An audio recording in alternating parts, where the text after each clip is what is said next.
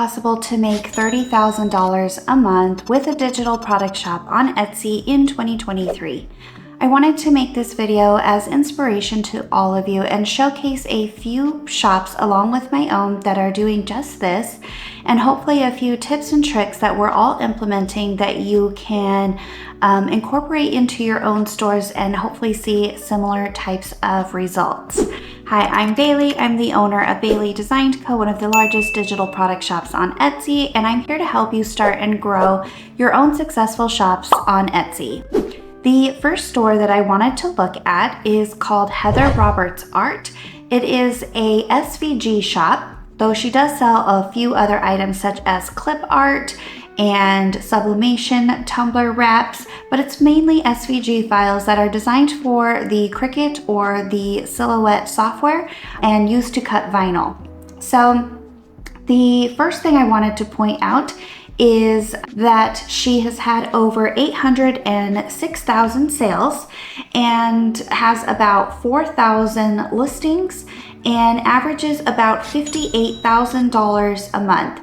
I was able to find this information by using tools like eRank, though I do have my own store pulled up here. If you're analyzing a shop's listings, it will give you the estimated amount of revenue here along with the sales for individual products, or you can use a tool like Everbee and pull the same product analytics and store analytics here within a Chrome extension and analyze it that way. I also verified these numbers using the tool Allura, and it was the same across the board, averaging about $58,000 a month for this SVG shop. The next shop that I wanted to point out is probably no stranger to most of you. It is Digital Curio, and she sells seamless digital papers and their corresponding clip arts that match the seamless papers. So again, a few things: over 750,000 sales and about 5,000 listings, and averages about $30,000 a month, again using the tools Everbee and eRank to verify this. The next store that I'm using as an example is called My Porch Prints. They sell printable files for junk journaling and crafting. And if you don't know what junk journaling is, just look that up on TikTok and you'll soon find out that it's a very passionate niche of crafters that make specific types of journals and diaries, so to speak. So the last shop is my own, which is pretty much the smallest of the group at 270,000 sales. And my own shop averages about $45,000 a month. This is this year's stats here. So for this year, past 6 months, 271,000, which is again about $45,000 a month. So the 5 things that all of these shops have in common, and there's not one that doesn't have these attributes or these characteristics. So I do believe that it's super important to incorporate all of these in your store if you are looking to see this type of success on Etsy in your own shop. So the first thing that each of these shops have is that we only sell 1 to 3 specific digital products, and they are highly related to the second thing, which is our niche. So we sell 1 to 3 different types of products to a very specific niche or audience. In my case, I sell sublimation tumbler designs and sublimation t-shirt designs to sublimation crafters or sublimation small business owners. So I don't sell 20 different digital products in this shop to 20 different customers. I only sell sublimation designs. The Porch Prints example sells specific digital printable files for junk journaling. They don't sell resume templates. They don't sell birthday card invitations. They sell the graphics needed to make printables for junk journaling specifically. Digital Curio is a little bit similar because they are also geared toward crafters, meaning that crafters use digital papers either for all kinds of specific types of crafts. The list really is endless on what you can use digital papers for, but they sell to a typical crafter or a small business crafter as well. The Heather Roberts Art, once again, sells 1 to 3 different products to a crafter or a small business crafter.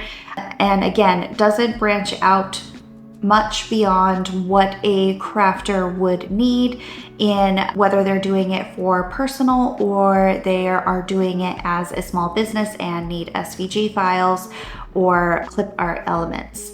The thing that we all have in common is that we all have external marketing or social media presences. So we don't just rely on Etsy traffic. We have built either an audience on Facebook, TikTok, Instagram, YouTube, as well as our own email lists. And we utilize those to drive traffic to our shops, meaning we don't rely 100% on Etsy to bring us the traffic. We do leverage our own audiences to bring in these levels of traffic that you see here on my dashboard.